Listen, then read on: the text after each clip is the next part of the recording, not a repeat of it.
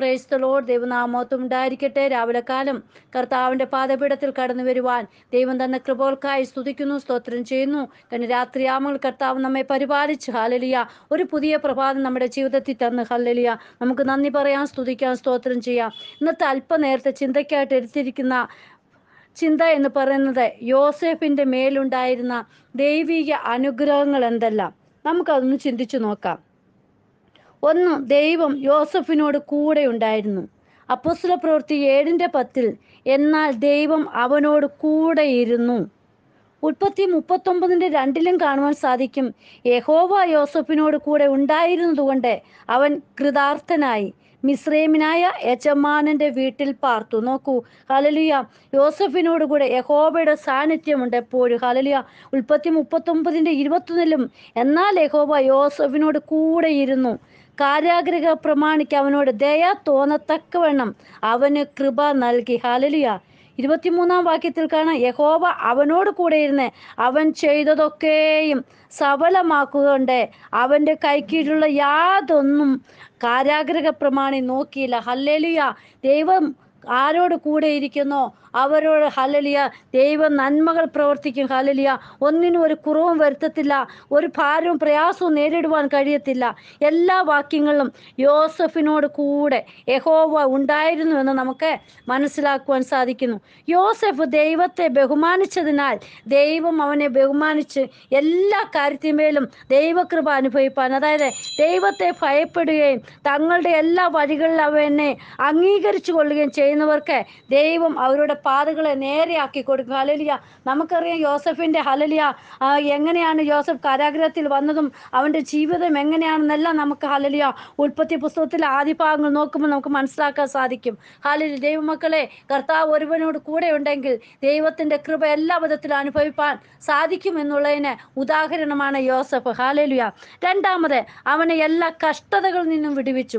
അതും അപ്പോസ്തലപ്രവൃത്തി 7:10 തന്നെ കാണാൻ സാധിക്കും, എന്നാൽ ദൈവം അവനോട് കൂടെ ഇരുന്ന് സകല കഷ്ടങ്ങളിൽ നിന്നും വിടുവിച്ചു. ഹല്ലേലൂയ. ഉൽപ്പത്തി 41:37 മുതൽ 45 വരെയുള്ള വാക്യങ്ങൾ കാണുമ്പോൾ നാം ഹല്ലേലൂയ അതായത് യോസഫിനെ കഷ്ടതയിൽ നിന്നും യോസഫിനെ വിടുവിച്ച് ഫറവോൻ്റെ ഗൃഹത്തിൻ്റെ മേലധികാരിയും അവിടുത്തെ എല്ലാ കാര്യങ്ങളിലും വിചാരകനാക്കുന്നതും നമുക്ക് കാണുവാൻ സാധിക്കുന്നുണ്ട്. ഹല്ലേലൂയ.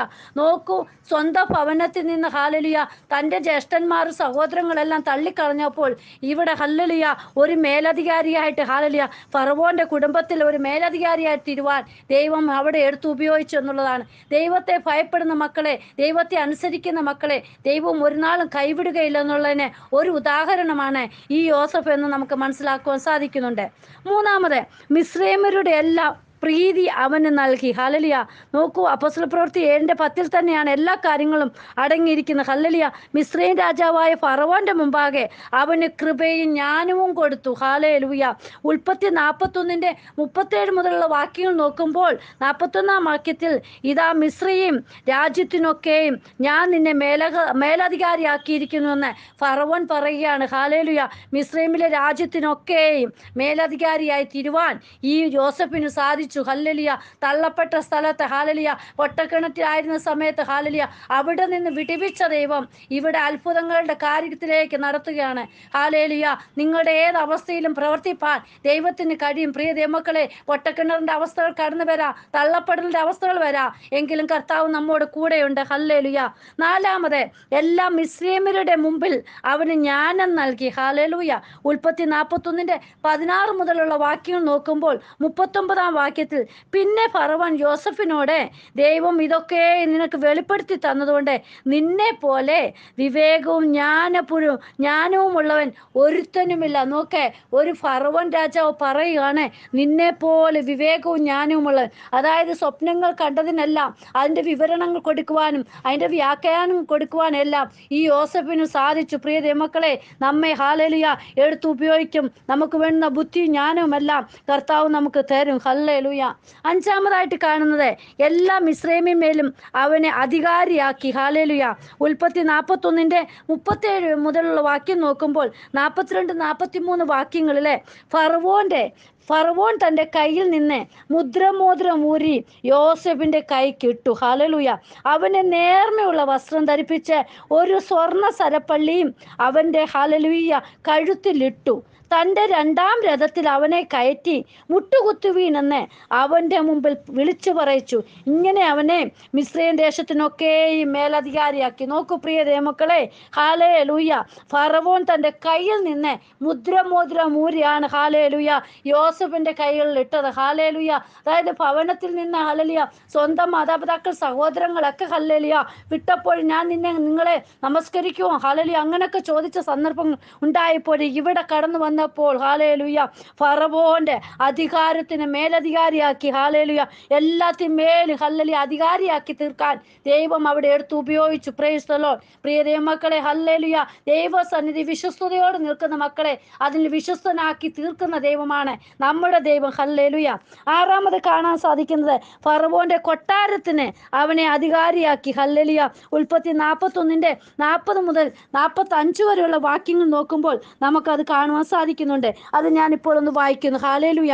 41:40 മുതൽ, നീ എൻ്റെ ഗൃഹത്തിന് മേലധികാരിയാകും, നിന്റെ വാക്ക് എൻ്റെ ജനമെല്ലാം അനുസരിച്ച് നടക്കും, സിംഹാസനം കൊണ്ട് മാത്രം ഞാൻ നിന്നേക്കാൾ വലിയവനായിരിക്കുമെന്ന് പറഞ്ഞു. ഇതാ മിസ്രയീം ദേശത്തിനൊക്കെയും ഞാൻ നിന്നെ മേലധികാരിയാക്കിയിരിക്കുന്നു എന്നും ഫറവോൻ യോസെഫിനോട് പറഞ്ഞു. ഫറവോൻ തൻ്റെ കയ്യിൽ നിന്ന് മുദ്രമോതിരമൂരി യോസെഫിൻ്റെ കൈക്കിട്ടു. അവനെ നേർമയുള്ള വസ്ത്രം ധരിപ്പിച്ച് ഒരു സ്വർണ്ണ സരപ്പള്ളിയും അവൻ്റെ കഴുത്തിലിട്ടു.